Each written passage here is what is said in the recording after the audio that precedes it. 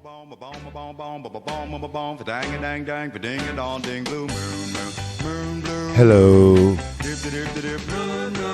And welcome to another episode of the Night Party Podcast, where we leave it all on the cutting room floor.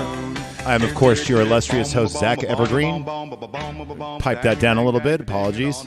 You could find me now, again, on Twitter at FatherHeel. That's heel like your foot. I'm on Instagram at Zach Evergreen. Zach is always spelled with an H.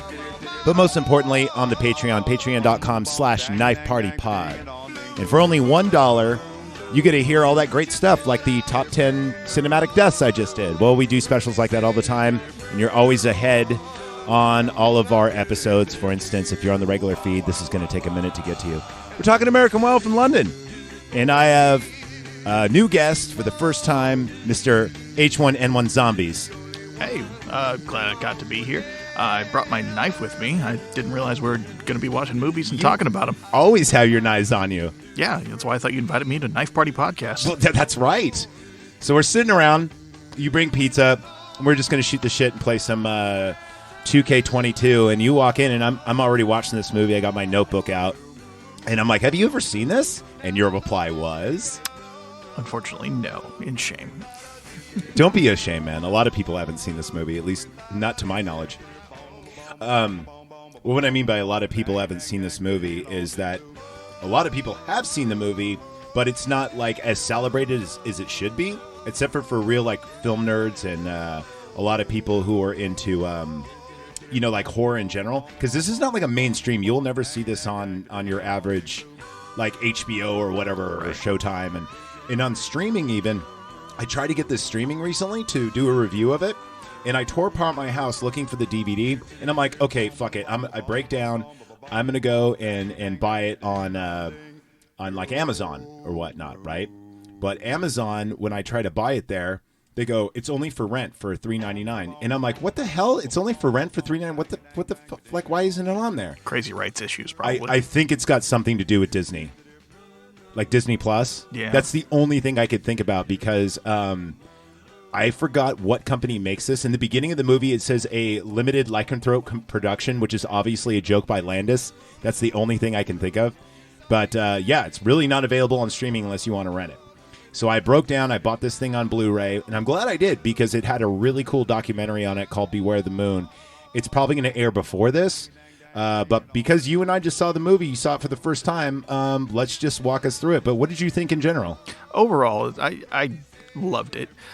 It had, enough camp and enough horror to not be, too much of one or the other. It had a very Shaun of the Dead feel to it. Yes. Where, this is horrifying, but also you're going to laugh a little bit at moments, which makes the horrifying moments more scary. Speaking of horrifying, okay, so this is a movie that I don't say invented the jumps. Do I sound tin canny, by the way? No. Okay, so it's just me, probably.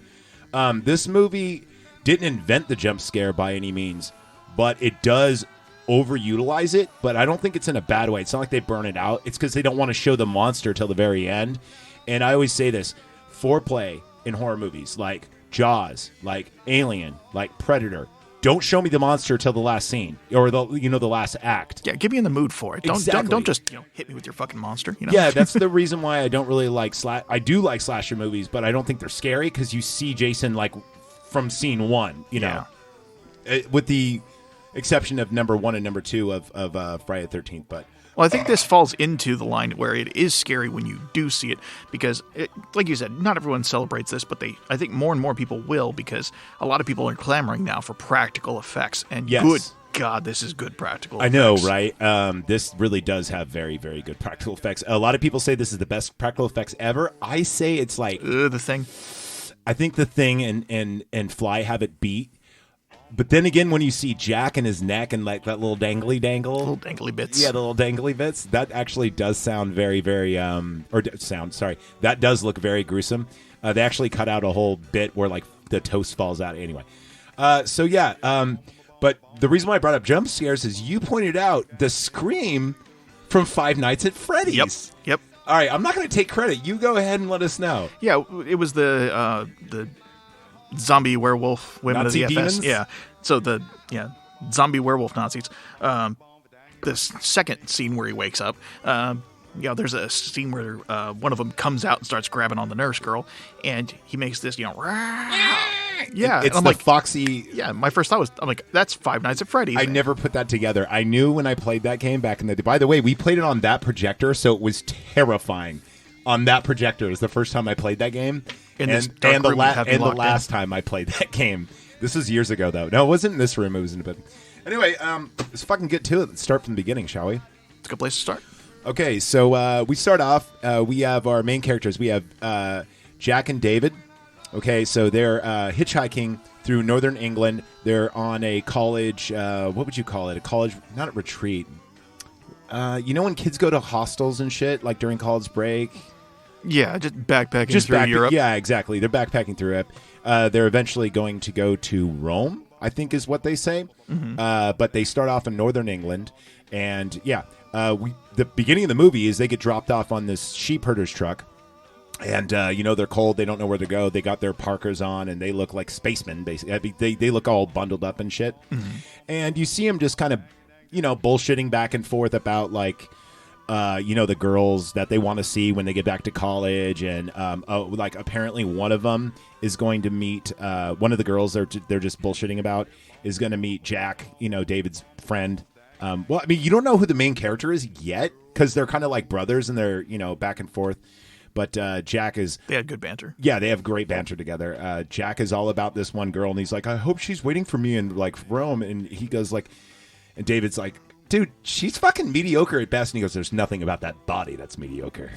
And then they just talk, like, about a little chauvinistic stuff. But, if you want to email me about my toxic masculinity, that's at knifepartypod@yahoo.com. Movie was made in 81. There you go. This movie was made in 81. So anyway, they go to take refuge and the Slaughtered Lamb, which is a pub, like an old English pub, with the whole sign on the wall and stuff. And even though it's called the Slaughtered Lamb, there's a wolf's head on a pike. And it's like fully painted, and they walk in this place. And right when they walk in, it's just like the scene from a cowboy movie where everything stops. All the banter stops, and everyone just looks at them as a bunch of these old crony, like, English dudes that barely could. They speak like Cockney practically, and they're, everyone's just playing chess and darts, and they're all just kind of sitting there bullshitting. And, like, of course, the bar maiden is like a bar maiden, and everyone kind of helps themselves to the beer. And you could tell just by looking at that beer is lukewarm. It's like room temperature. I don't know if I call her a maiden, just some old lady, Okay. Bar hag, bar wench. No, I don't know. I'd give it to her. What do you want? Drink your Guinness and get out. I changed my mind. Okay, so yeah, they're in there, and they're kind of laughing and getting along, and they're like, where are you from? They're like, America. But they don't actually say that, but they get into it. And David and Jack are sitting there, and Jack keeps noticing the star on the wall. It's like a pentacle star, and it's got two candles next to it. Was it just me, or did he just not say pentagram right? No, he said pentacle. Instead of pentacle or something. Yeah, because a pentagram is upside down. Yeah. Where there's 2 points, and a pentacle is what he's trying to say, but he says pentacle. It's pentacle. Pentacles used in witchcraft is face up. Oh, okay. So, yeah, anyway. Like in tarot cards, you always see it, too. So, he sees this, and him and David are kind of like, he's like elbowing David, like, what the hell, man? Like, why do they got that against the wall? Like, why don't you ask him? And he's like, fuck you, I ain't asking. Why don't you ask? And then, so, because the chess master here learns that they're, from America or whatnot, or could just tell, that he starts telling a joke about the Alamo. Remember about the United Nations? Yeah. And I'm not even kidding. I laughed at that one. Yeah, it was pretty funny. It's totally a blue joke right now, but it's still funny. I'm going to summarize it because I'm not a total wuss, and I'm not going to get canceled over quoting something. But the joke basically goes like this. There's United Nations on a plane, and the plane's too heavy, so you throw out the luggage. It's still too heavy to throw out the seats. And then basically everyone kind of commits suicide. Like the French guy goes like, Viva France, and then the English guy goes, God save the Queen, and then the Texan throws out the Mexican and goes, remember the Alamo. That's like the joke in a summary. I don't tell it well. This movie does. Go see it. Yeah. So at the end of this joke, Jack points out the star, and he goes, what's with the star? And then the dart player misses, and it misses the board and hits like the wall, and he goes, you made me miss. I have never missed that board. And I love how the stark contrast, because he says that like mid roaring laugh, like everyone's laughing at the joke, and he's like, what's with the pentacle? And everyone just stops. I know, it's like dead stop. Yeah, and they kind of just get stared daggers, and they didn't have anything hot because they basically came in there to get something hot. The maiden makes them tea, and at this point they've overstayed their welcome, so they're like, I guess we'll be going then.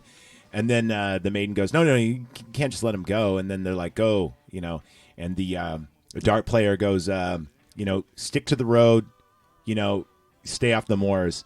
And then the chess player goes, and beware the moon. And they're like, okay. Yeah, they're just, okay, creepy villagers, we're off to the next place. It's like Resident Evil 4 much? Yeah. So... waiting for a guy with a burlap sack and a chainsaw to come out. You know what? I wouldn't be surprised if that was actually in the script for this movie. I mean, in the script, it really says zombie or Nazi zombie demons was actually written down in the script. And yeah, this movie's all over the place, but in a good way. Yes, in a very good way. In a very, very good way. So they're walking down the path and they're talking and they're like, what the fuck was that all about? They're kind of weirded out. And it starts raining, and they're like, shit, and it's freezing cold. And in the making of, I'm going to talk about the filming of how cold this really was, because a lot of this isn't acting, it's reacting.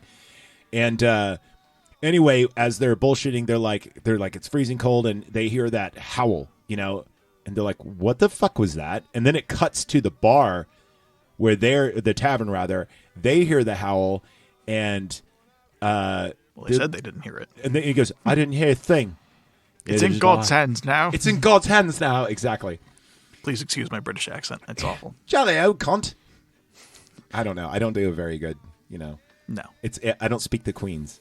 No. So after all this, Jack and David start getting worried. They're like, we should probably go back to the slaughtered lamb. And they keep hearing this wolf howl, but it's not coming from like one direction. It's like, it's over here. It's running around. It's running around. And then Jack's best acting, like in the movie, is like, oh shit, David is fucking circling us. But the way he says it is like so. I've said something like that when I knew we were in trouble. Like the way he says it is so convincing. That's what I got from it. Is everyone is probably going to look at this and be like, oh, that's cheesy acting. I'm like, nope, that's me and my best friend alone in the woods going, oh, fuck, we're going to die. Yeah, aren't we? Shit. This is how people would actually react in that situation. Yeah, that's why, like, when people go, oh, the Blair Witch, when it came out, like, even now it gets good reviews. I'm like, the acting's terrible because no one acts like that. People really act inconvenienced and annoyed when they're actually scared. Because it's, you know what I mean? Just like when you laugh when you see something, like, terrifying sometimes. Same thing. So they try to make their way back to the slaughtered lamb, but they're fucking lost, right? They have no idea where they're going. And they're mad at each other for being lost. And they are. They're blaming, well, remember, whatever happens, it's David's fault. Yes. So as they're running back, they start running because they hear it getting louder and louder and louder. And then David trips. And then it's a kind of like a levity moment, like, oh, thank God we could take it. And then he goes, well, you going to help me up? And then Jack reaches his hand down, and then first jump scare. Boom, jump scare, yeah. And you see he gets ravaged. He being Jack, he gets like torn apart. You see his parka like feathers just flying out, and there's blood everywhere. And it's such chaotic cam that it's really kind of hard to see what's going on. But I mean, you could just imagine how bad it is, but just by kind of, you know, looking at it, it's not a pretty sight. No, it's especially later when you actually get to see the damage done. But after this, David starts running away.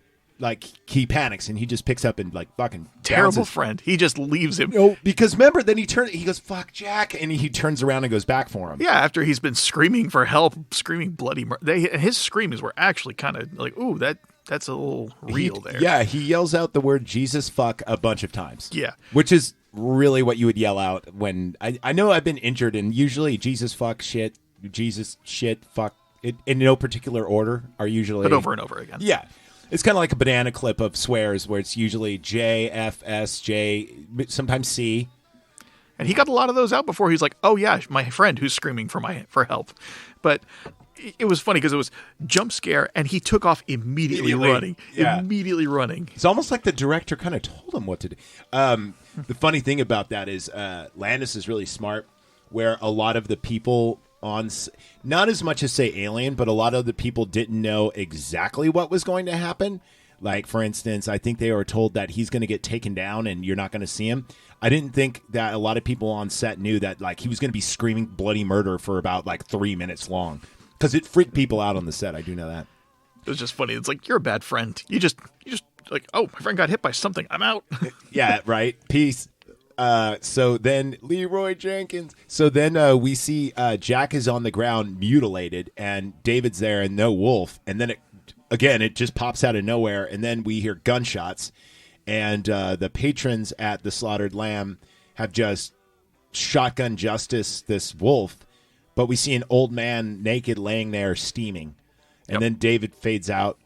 And then we cut to him awaking. Well, I want to go back because that scene, that jump where it goes from, there's the Wolf on top of David now, and then all kinds of just gunfire, and then he's down, turns over, and there's a human next to him. It's so confusing. Effective. Well, it's what's going on? And it kind of puts you in the mindset of the main character there. So it's kind of, I thought that was a cool transition. I thought it was really cool too. Oh, I figured out what was wrong. It's because this was coiled over. It's all right though. I ain't fucking starting this thing over. Our banter is too good. So you're right. It is the greatest thing about, like I said, it's not what you see, it's what you don't see. So David's awaking now in the hospital, right? And Alex is the nurse, is waiting on him, right? And then we enter and Alex is bantering with the other nurse. We never see again, by the way. She's just in this one scene. I think she has like 5 lines. And she's like, oh, he's an American boy, this and that. And she's like, but I think he's Jewish. And then Alex goes, what do you mean? And she goes, I had a look. And then Alex goes, it's kind of like contemporary that everyone has that done, right? And Dr. Hirsch, the boss, walks in and goes, yes, it is quite contemporary. And then they're like, the nurses are embarrassed and they leave, and and he even says to the other nurse, who we never see again, don't you have a purpose? And she leaves. Yeah, go do it. Yeah, go fucking do something. So then, Dr. Hirsch brings in the American embassy member who breaks the news for Jack, who is also the voice of Kermit the Frog, who is also in this movie later on, which is, I don't know, kind of a cool little Easter egg there. God, his character was annoying. Yes, he was. So David keeps screaming about his friend who just died. Yeah, his friend who just died, and he can't believe it. Not only he's in hysterics a little bit, and then they're like, a madman has a strength of 10. You're lucky that that lunatic, didn't kill you both. And he goes, but you'll have some good scars to boast about. And he goes, what do you mean, madman? He goes, we were attacked by a wolf. Yeah. And he goes, no, you were. They shot a man, and there was witnesses, and this, that, and the other. And he goes, no, you don't understand. I might be going crazy, but my memory is fine. That was a wolf. So their kind of banter gets settled there because first off, David's like a college kid, right? And these are posh English people, and especially here in the hospital, they probably just think he like got really drunk and fucked around. I mean, when I was a kid, I'm like, why don't they believe him? But now I'm like, who would believe him? Yeah, some college kid who was probably drunk and high. Yeah. Yeah. So anyway, David freaks out. Kermit leaves, and he goes, "Fucking kids," or something of the sort. And then, anyway, we cut then to Dr. Hirsch's office where Scotland Yard is investigating, right? And we think they're going to do a thorough investigation. And seconds later, they're like, well, case is closed. What? Why were they even in that scene? The Scotland Yard has 2 scenes in this movie, and they are absolutely pointless. They have 0 point in this movie, but yet there they are. The stereotype of the one serious cop and the other guy who's kind of an bumbly. idiot. Yeah, he's bumbling over. He always knocks over something when he's in the office. I'm always ready to hear like the Benny Hill theme song whenever he's doing something. You know what's funny? I actually have that. Yeah. So it's, one's a bumbling idiot. And notice his tie is always tied wrong. Did you notice that the long part is like way down to his belt, but the top part only goes to like his clavicle? That's pretty funny. So anyway, David falls asleep and he has his naked deer scene. And I remember looking at you when this happened. You're like, what the fuck? It's 70s and he's barefoot. What's going on here? And it's right. Because that's my thing. I just watched Die Hard over Christmas. And I'm thinking, it's like, this is a long time ago. This is 1981. I'm like, I don't think they had like, proper technology to give him something to protect his feet. He's probably running barefoot out in the woods. No, that probably sucked. He was. They actually. The funny thing too is Landis said, "Do not disturb the ground," which is weird because they wanted him to seem like he doesn't make footprints, which is really odd. And they also had that new camera technology that I'll talk about in the making of, but they had these belt cameras that were steady cams they didn't have back then. So we see David running through the forest and he is like stark naked and he's hiding behind trees and he's like hunting deer and he just jumps out of nowhere, snaps a deer's neck and starts eating it. And then he wakes up in bed at the hospital. It felt like Twilight on that How scene right there. How fucking dare you? Are you really comparing this movie to Twilight? No, just the running through the woods and taking down a deer. Just that's the first thing I thought of. All right. I'm ashamed of it, but I thought of it. Okay, how often do you think of Twilight? Not very often. Daily? No. Okay, good. You sure? I mean, yeah, I'm pretty sure. No. Okay, whatever. Moving on. So then we have that kid, that Indian kid. No. He was fun. No. I know, he's funny. He has no point in the movie, though. He doesn't offer anything or bring anything to the table, but here he is, Yeah, and his no isn't even like comedically timed. He just randomly says it, and it's hilarious. I don't know why that kid's in the movie, but I love it. I know. It's one of those things where every time he comes out, I think it's just because this movie is so off the fucking wall. They don't want you to be truly sickified or because think about it, if you were to cut off all the comedic movie parts of this would be like a very, very rough watch. Yeah. It's kind of like Evil Dead, but funnier and makes more sense. Yeah. And it's got a werewolf in it. And a naked guy. In London. Yeah. So anyway, at this point now, Alex is checking on David, and he's got his headphones in. He's listening to jazz, 70s jazz, that is. And she's like, "You haven't eaten anything." He's like, "It's cool." And she goes, "But you have to take your medication." He goes, "I'll take it later." And she goes, "What kind of nurse would I be if I couldn't even have you take your medication?" So she, in the sexiest way ever, force feeds him. Yeah, it was kind of, I was ready for her to do the, "Here comes the airplane." I'm like, okay, I don't like it. So then David falls asleep and he has his thriller nightmare. So remember, it's the one where he's running through the forest again, but then he sees a bed and then the bed is him and he does the thriller face. Yeah. Yeah. That scene is pretty cool. This full jump scares. That was a good jump scare. It was a good because you're not expecting it. No, that's the thing about this movie. It must be. See, I kind of wish I was in your shoes seeing this for the first time because you probably were like, "What the fuck?" Because I remember growing up with this movie, so it was kind of normalized to me. No, it was a trip.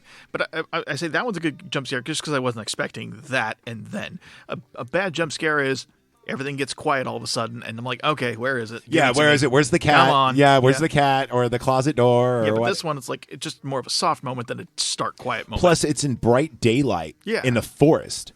So, like, you really don't expect anything. No. And here he is laying there, kind of all pale, and then the eyes open and the teeth. And then, So, Alex is checking on him in the forest, too. So, he's kind of having, like, a dream about what's going on in the real world mixed with his, like, werewolf instincts or something. I don't know. Because, remember, Alex is checking on him in the forest, which is him in the bed, but then he's a monster and then he wakes up. So. It's a good way to portray insanity of him not knowing what's real. Something like that.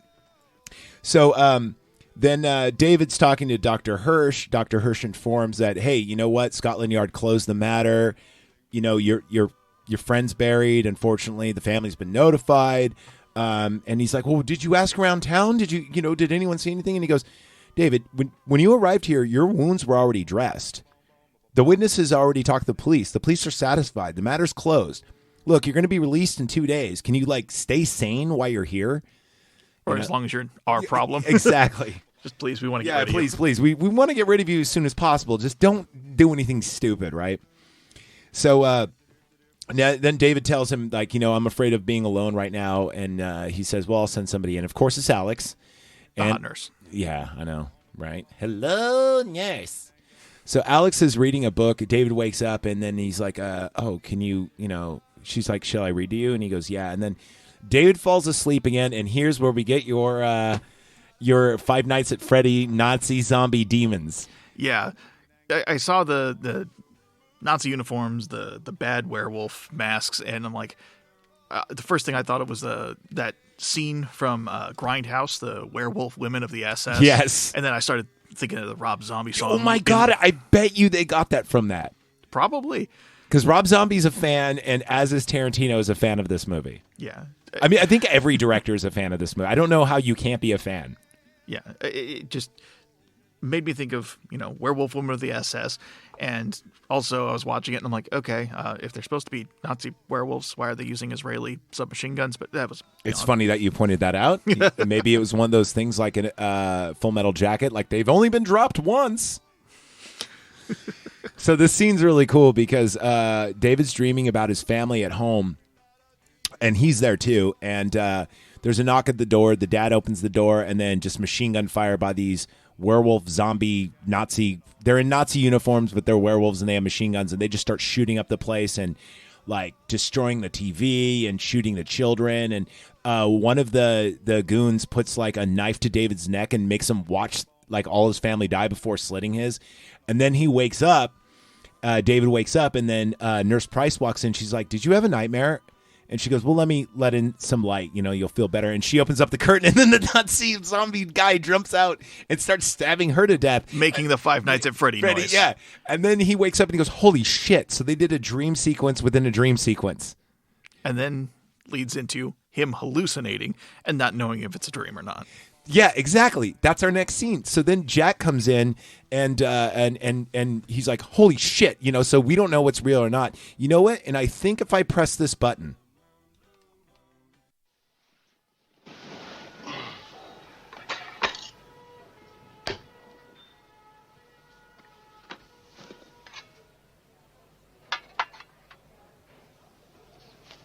Can I have a piece of toast?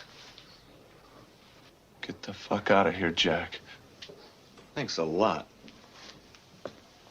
I can't take this. Am I asleep now, awake, or what? I realize I don't look so hot, David. But I thought you'd be glad to see me. David, you're hurting my feelings. Hurting your feelings?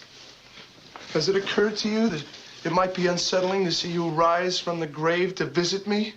Sorry to be upsetting you, David, but I had to come. Aren't you supposed to be buried someplace in New York? Yeah. Your parents came to my funeral. I was surprised at how many people came. Now, why should you be surprised? You were a very well-liked person. Yeah, I was, wasn't I? Well, I liked you. Debbie Klein cried a lot. Oh, God. Am I asleep now or what? So you know what she does? She's so grief-stricken. She runs to find solace in Mark Levine's bed. Mark Levine? An asshole. Life mocks me even in death. I'm going completely crazy. David! What? Now, I'm really sorry to be upsetting you, but I have to warn you. Warn me? We were attacked by a werewolf. I'm not listening to this. On the moors. We were attacked by a lycanthrope, a werewolf. I was murdered, an unnatural death. And now I walk the earth in limbo until the werewolf's curse is lifted. Shut up. The wolf's bloodline must be severed. The last remaining werewolf must be destroyed. It's you, David. What? Please believe me. You'll kill people. Nurse! Listen to me! Nurse! The supernatural, the power of darkness, it's all true. The undead surround me. Have you ever talked to a corpse? It's boring. I'm lonely. Take your life, David. Kill yourself before you kill others. Please don't cry.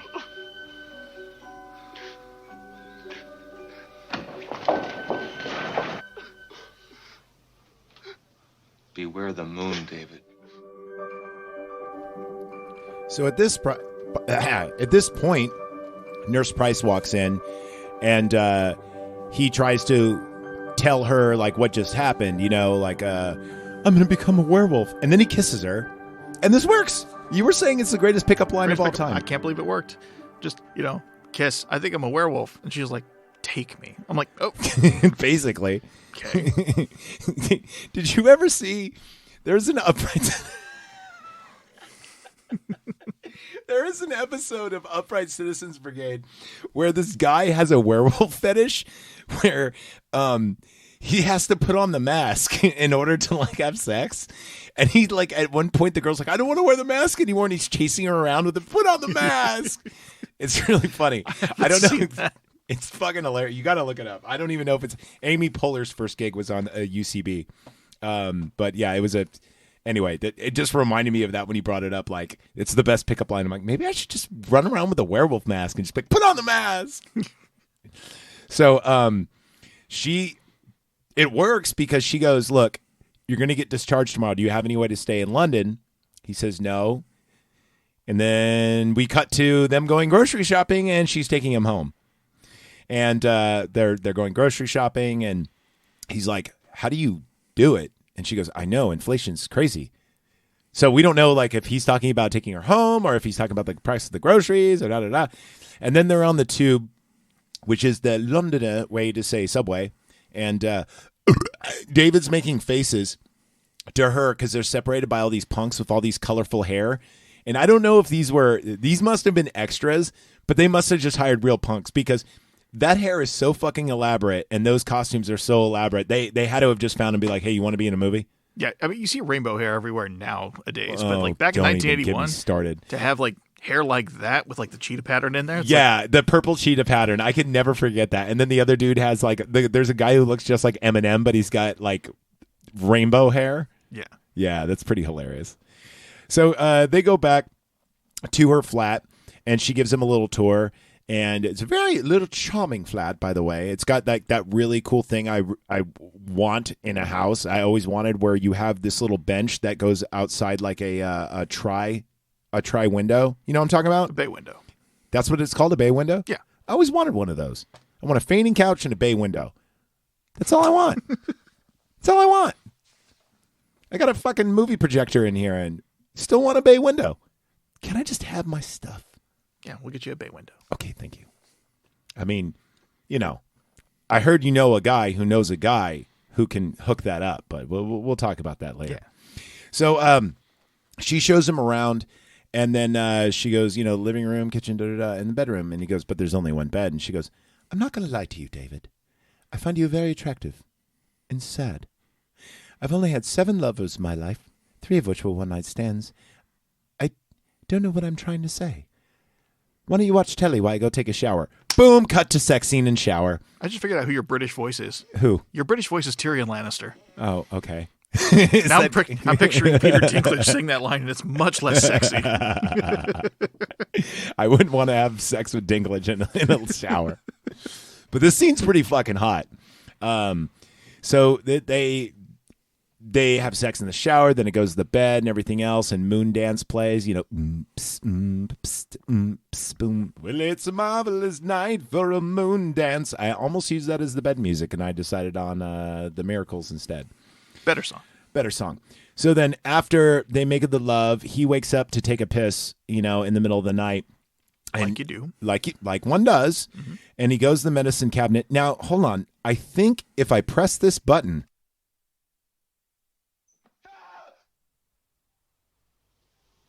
You're not real. Oh, don't be a putz, David. Come here.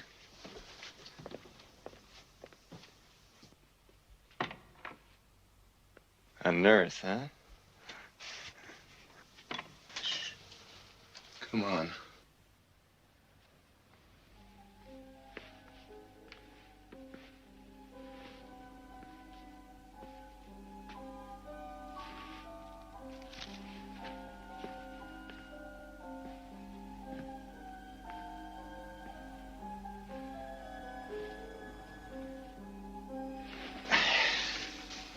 What are you doing here?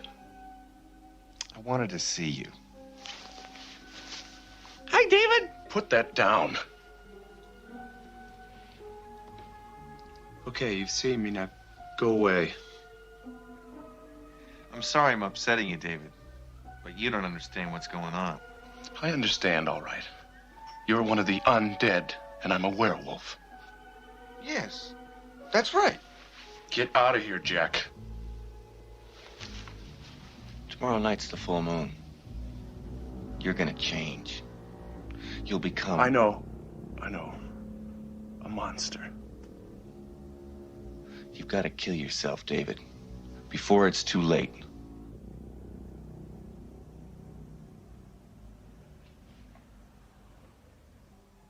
Are you really dead, Jack? What do you think?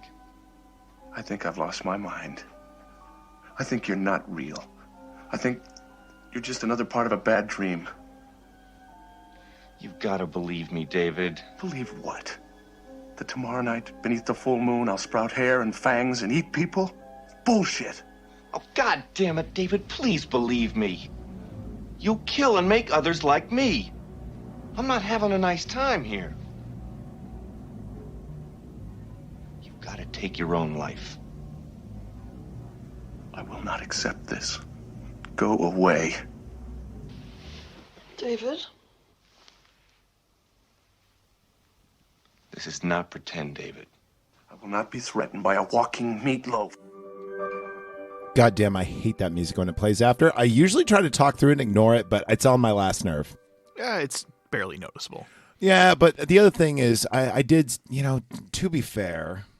To be fair. Don't say to be fair. Hate when God people damn it. say to be fair. Had it ready, didn't you? To be fair. To be fair. To be fair. To be fair. To be fair. Oh, to be fair. Oh, Squirrely Dan. To be fair. To be fair.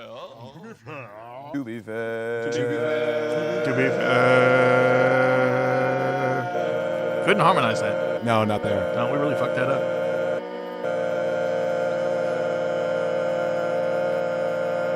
You were a little pitchy.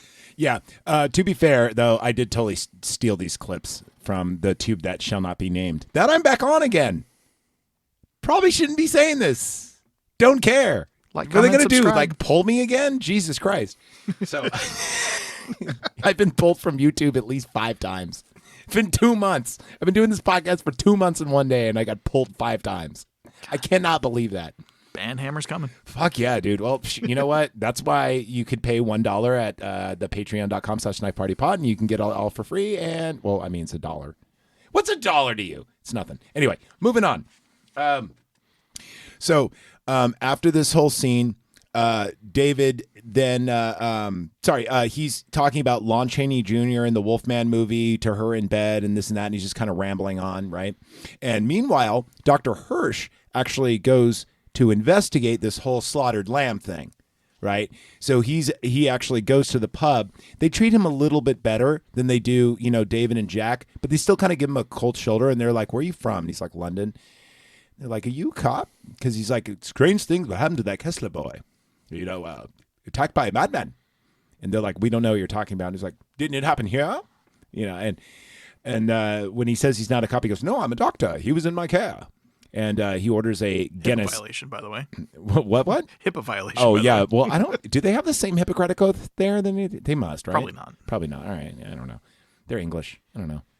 English in the 80s. Who knows? Yeah, who knows? Well, I mean, they have Guinness and fish and chips, so I mean, they're not all that bad. Yeah, it's a win-win. So when he inquires about it, they kind of give him the cold shoulder, and they're like, we know nothing. And then the dart player, he's talking to the chess player, by the way. Why the dart player goes, "I'm going to go check on the dogs," and the chess player goes, "Dogs are fine." He goes, "I'm just going to check," and then Just like that. And then outside the window, he kind of gives the finger, like the "come hither" to Dr. Hirsch. Over here, stranger. Over here, stranger. Yeah, exactly. And then he fills in Dr. Hirsch, like, "There's something's wrong with the Kessler boy. There's something wrong with this place." And then Dr. Hirsch goes, "I could see that clearly." And he basically warns him, like, "Hey, shit's going down." And then the chess master comes out and he goes, "That's enough. That's enough." And then the dart player runs off.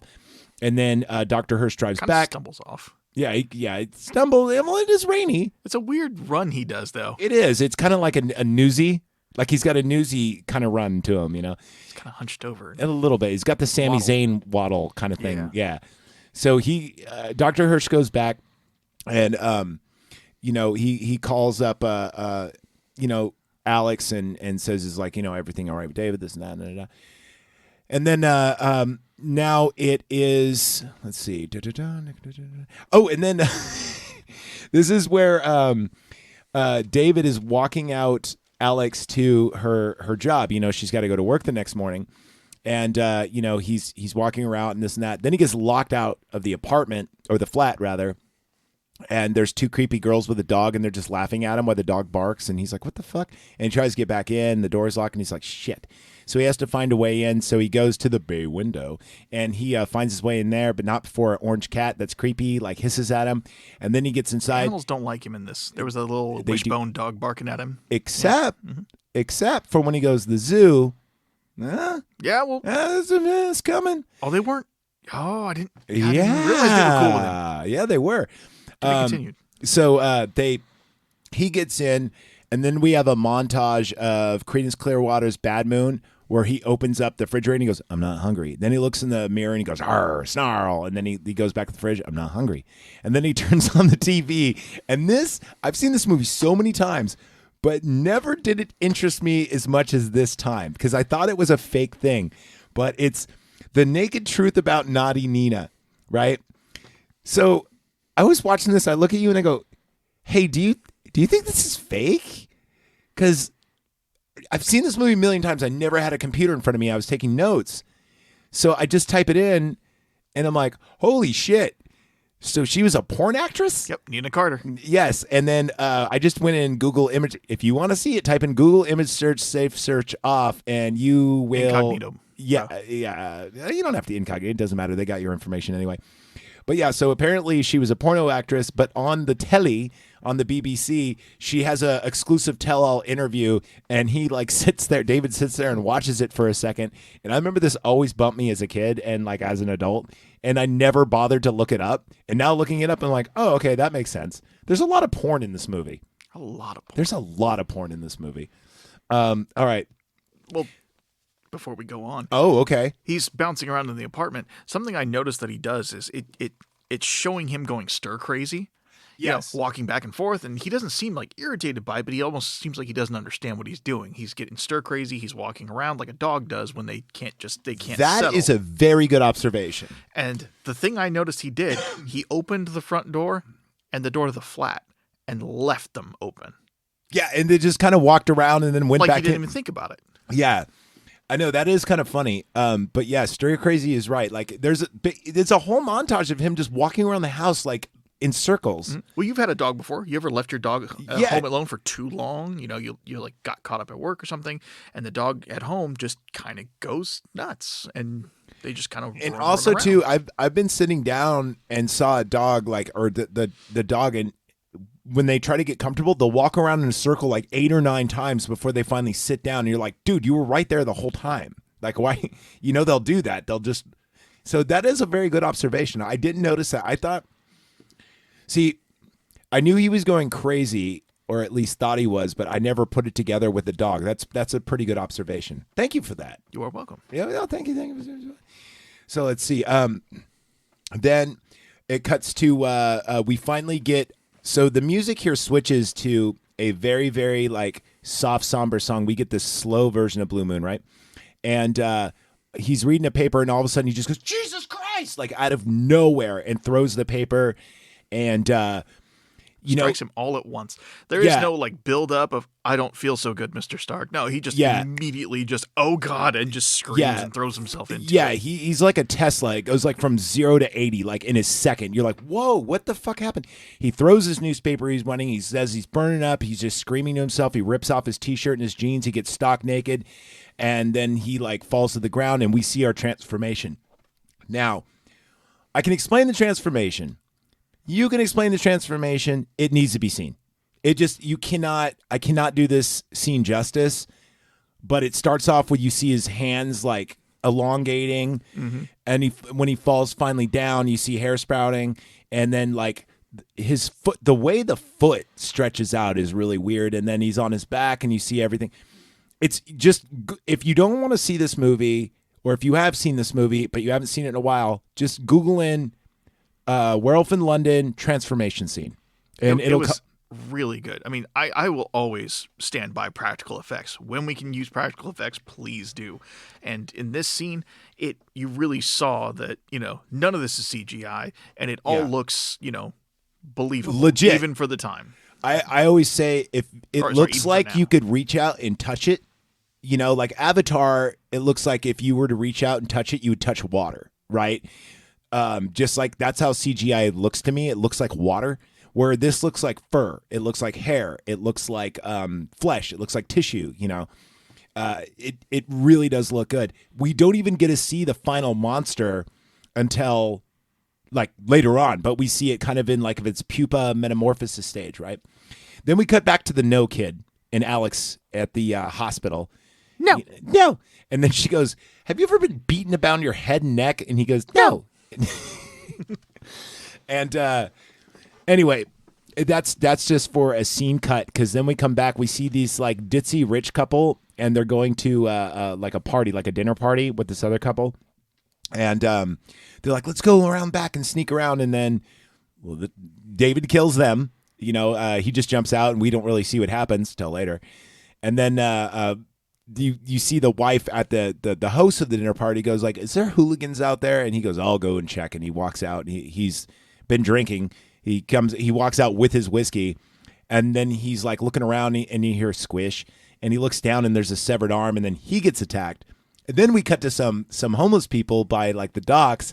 There's 3 of them. They're like, "What the fuck was that?" They get attacked. And then we cut to the Tube, the subway station, and okay, by the way, I've ridden the BART really late at night, like on say like a Wednesday or a Tuesday when there's no one there. And it is one of the creepiest fucking places that, like, any train station, it's something about the fluorescent lights and the echo of your footsteps and shit. You always think there's somebody behind you. Liminal spaces. Yeah, it's weird, right? Because in all the lighting, even though it's white, it looks green. It's got like this weird greenish tint. And just being alone in a subway station is fucking creepy. And a werewolf's not the scariest thing on BART. No, not at all. No, not at all. Especially if you're in El Cerrito del Norte. Don't go there. And you see this English chap, and he's definitely a prick. Like, he's like, "What's that?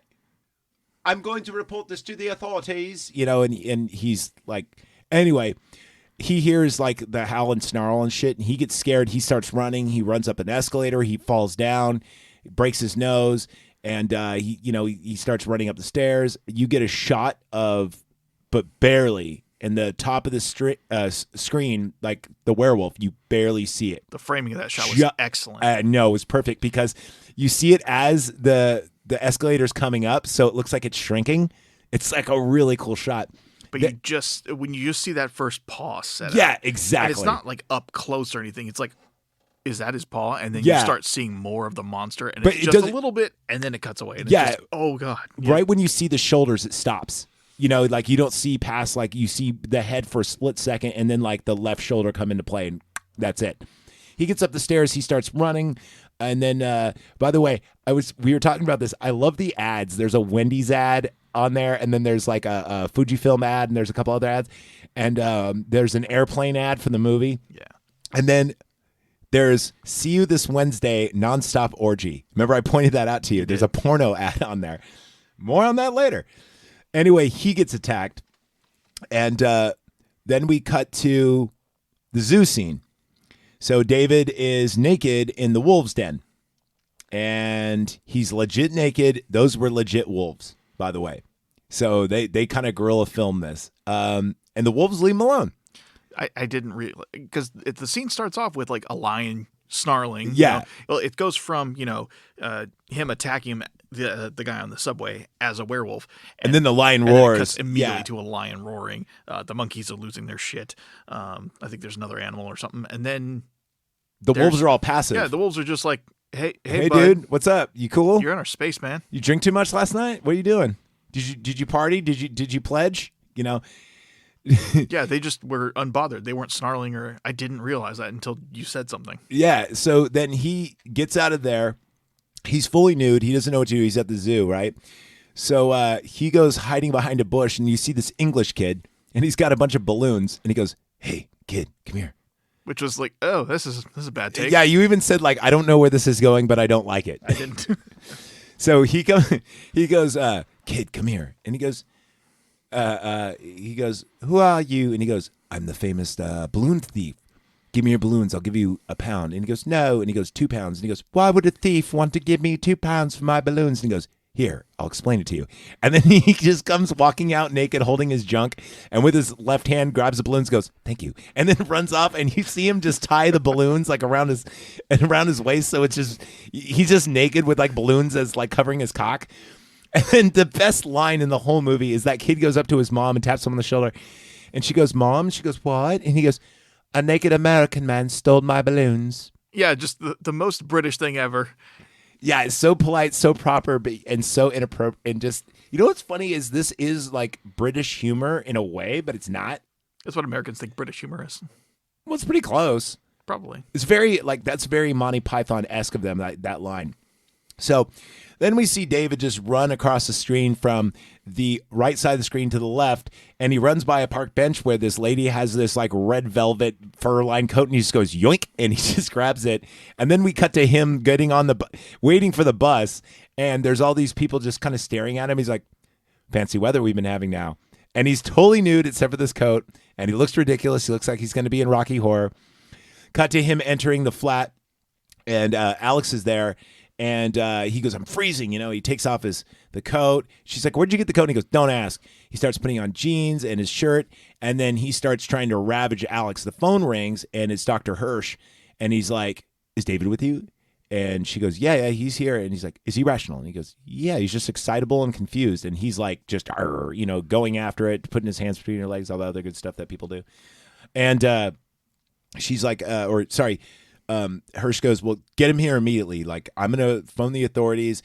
And obviously she's not really like aware of how severe the situation is because she hasn't heard about the murders yet. Right. But Hirsch does. Cause remember, the doctor in the morning goes to the newspaper stand and gets like, and says like 6 murders, half eaten, et cetera, et cetera, et cetera.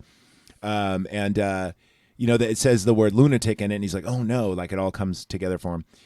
And he actually wanted to keep him, in his care. He actually wanted to protect him. Yeah, to see what's going. Yeah, he even said like he is the voice of reason in this whole movie.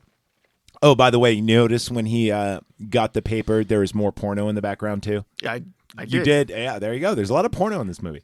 Zach, you don't have to point porno out to me. Okay. See it. So then when he's talking to Scotland Yard is back, and he's like, when Alex comes in, well, first off, okay, on the way over, they get a taxi because Hearst was going to send a car, but she goes, the taxi will be faster because it's a one-way trip, this and that. They're in the taxi, and then the taxi driver just leans back and he goes, it's just like the demon barber of Fleet Street, this butcher. And then they're like, what are you talking about? He goes, 6 murders yesterday, half eaten. And David goes, stop the car. He gets out. And he thinks he's guilty. He knows he's guilty. And he starts yelling out a bunch of shit to try to get arrested. He yells out, Prince Charles is a faggot. And Shakespeare was French. And the Queen is a man. The Queen is a man. And don't cancel me, bro. This is actually in the fucking thing. They even apologize during the credits. It goes like, our apologize to the Queen and Prince Charles, which is hilarious. And remember that thing at the very end, too? Come to Hollywood and say hi to Bob or whatever it was. So then ask for Bab. Ask for Bab. There it is. Yeah. So it's funny you remember that. Then David, ditches her. He goes to a phone booth. He calls his family. His baby sister answers. And then they have a really fun banter like, wait a minute, you're home alone? You're only 8 years old. Okay, whatever, 8.5. Mom didn't leave me home until I was 10. And then he's like, tell him I love him and everything else. He pulls out a Swiss Army knife. And he's thinking about commit suicide, but he just can't do it. Now we cut over to Swiss Army Knife. There it is. Knife Party Podcast. There you go. So then we see outside the window, we see Jack, and he's ushering him over to the porno theater in Piccadilly Circus. Then we cut over to Alex and Dr. Hirsch, and Dr. Hirsch is explaining, like, look, there's so many consistencies with the story. Something's obviously going on over there at Slaughtered Lamb because they were lying. His wounds were dressed before he even got here. all the witnesses won't say anything. And the police are satisfied and don't want to look at the mat. And he goes, something's going on. She's like, well, what do you mean? You think he's a werewolf? And he goes, no. What I think is this. Maybe David thinks he's a werewolf because everyone's putting it in his head. So he's not going to crawl around on all fours or anything, but he might hurt somebody, including himself. So we need to find him now. David then goes, follows his dead friend. It still feels like, even you pointed it out, it's like, man, he's acting more like a detective than a doctor. Yeah. I feel like this movie had a detective character and a doctor character, and at some point They switch. Yeah. They just mashed them together. Yeah, I think you're right about that, because Hirsch at first, remember when he sees the two nurses and he's like, don't you have a purpose? Like, he's very kind of strict. And then I think it's the moment when Scotland Yard kind of talks to him and they go, we're investigating the matter. Oh, it's closed. And I think that's kind of what starts it. And but I don't know. I have to rewatch it to see exactly the pinpoint moment. But it definitely is with the slaughtered lamb when the guy talks to him, is when he goes like full detective mode. So David's in the theater watching See You Next Wednesday, a nonstop orgy, the porno movie. And he sits down next to Jack, who's totally almost decomposed at this point. We didn't talk about the way Jack looked the last time he appeared. He looks like Meatloaf. Well, he's all green and shit. Yeah. You get to see him each time he appears slowly, or not slowly, decompose each time. The first time, he's, fresh. Yeah. Still bloody, The second time is more bloated zombie, kind of puffy, necrotic. You reminded me of Bub from Day I was of the Dead. just about to say a day. Yeah, I was. That's a very, very good comparison. Green complexion and just, more puffy, rotted. Yeah. Puffy, but gaunt. Yeah. And now we see him and he's like, his jaw is just agape, and meat falling off the bone. But his voice is still there, which is hilarious. And I was surprised how well that looked for the time and how much, he was able to look around and move and stuff. It was kind of cool. Well, Jim Henson had some involvement in this. Or at least, obviously we had Kermit the Frog in 2 scenes. We had that voice actor, plus we saw it during the Nazi scene, whatever. But yeah, you're right. Like, in fact, Jack, the guy who played him, Griffin Dunne, was actually upset. He goes, wait, I don't get to be in the last scene? And they go, no. And he goes, oh, but I did such a good job. But, and then it's funny because David sits next to Jack, and David's, they're sitting there and they're watching the porno theater, and these two are going at it, and then this guy walks in with an afro and like a 80s mustache, and he goes, what are you doing here? I told you never to do this again. And the guy goes, I never promised you such a thing. And he goes, not you, twat. I was talking to her. And she goes, I never met me before in my life. And he goes, oh, carry on then. And he just turns around and walks off. And then David leans over to Jack and he goes, great movie. Yeah. And then he says, let me introduce you to my friends of mine. And he points out all the people that he murdered that night are in that theater watching porn with him. And they all explain, hey, man, this is who I am. This is my wife. This is what you did, and you have to kill yourself. And then it gets kind of comic relief at one point where they're like, how should he do it? Oh, throw yourself into a tube, electrocution, car wreck, gun. That would be great. Gun. It would be great. Just put it to your forehead. And he goes, if you put it in your mouth, it never miss. And then finally, it's funny because Jack goes, do you guys mind? He's a friend of mine. And they're talking about him killing himself, and he's like, don't be rude. He's going to do it. Just relax. Yeah. Dignity. Dignity. So then all of a sudden he starts changing again, and they all disappear, and the guy that I guess checks the ticket, the usher? I don't know who he was. I'm like, who's this weirdo just staring at it? Well, he has a flashlight, so I thought he was like a movie theater usher or whatever. I just saw a dude staring at a dude in a porno theater. I'm like, what's going on here? Did he tap his feet? Because that's when you know. I don't. Either way. So David then starts changing, and the change here is a lot faster, for time continuity probably. And budget. Probably. He attacks everyone in the theater, and one guy escapes, and he pulls down those shutters that they have at businesses during like riots or closing, metal roll downs, yeah. And he shuts it, and you just see it boom, boom, like something's coming at it, and then the cops come, and the girl's screaming, the girl the ticket taker, and they're like, get guns now, like riflemen, quick, and David bursts out and bites one of the constable's neck, and you see his like head just fly and roll off of a taxi. And this is where traffic just goes insane. It takes this one head for one car to crash, and then everybody in Piccadilly Circus is just fucking crashing into each other. It's very Blues Brothers-esque. I wonder why. And then you see David full lycanthrope form, and we actually get to see the monster now, and it looks great.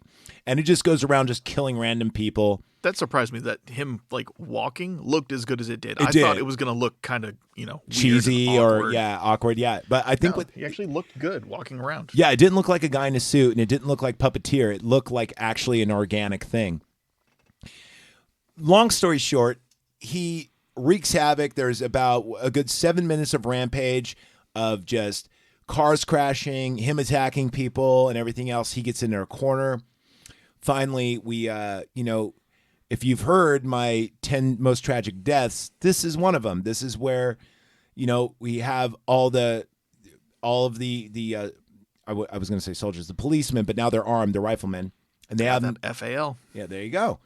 So they're all in there. You see them loading up, and they get out of the SWAT van or tactical van, whatever you want to call it. They have them cornered there, and Alex fights her way through.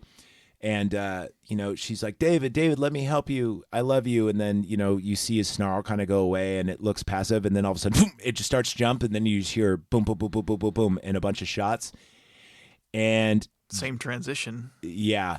And then just like pre-mentioned The Fly or whatever, the last 2.5 minutes of it is just her reaction of her just like screaming and crying, and then cut to ball, but a ball, but a ball, ball, ball, but a dang, but wait, or if I press this button, and then we have our credits, and that's American Werewolf in London. Well, what I liked about the ending there is it wasn't like The Fly where he's not begging for death. It was just a glimpse of his humanity, and then just nope, the monster takes over and he leeches it. Yeah, but her reaction says it all. That's what makes it really sad. Yeah, that's what the tragic part is. That's where the sadness comes from. Is your reaction to her reacting to him. So Rotten Tomatoes gave this an 80. What was it? 85? Something awful. I'm like, what? Why? Yeah, it was 85, and then audience gave it 83.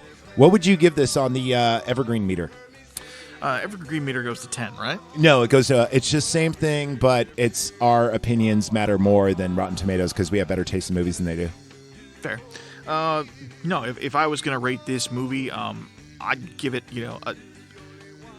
understanding that it's a product of its time, that gets it a little bit extra. Oh, you're grading on the curve. Okay. It gets a little bit of a curve. Anything that old gets a bit of a curve. So I would honestly give this one solid 90. Solid 90. Okay. I'm actually going to give this a 93, and here's why. The effects, the music, the Practical no-name effects. actors, so you don't kind of put, like, someone else in that spot. I like movies with no-name actors because you're like, they're unique to that movie. I give it a solid 93. And one of the reasons why I have it kind of lower in the 90s is just its rewatchability. It's so all over the place that this is a movie I could watch 20 minutes of and turn it off, just because it's so all over the place. It's not like Shawshank where I'm hooked, But is it a great movie? It's a fucking great movie. I was enthralled, start to finish.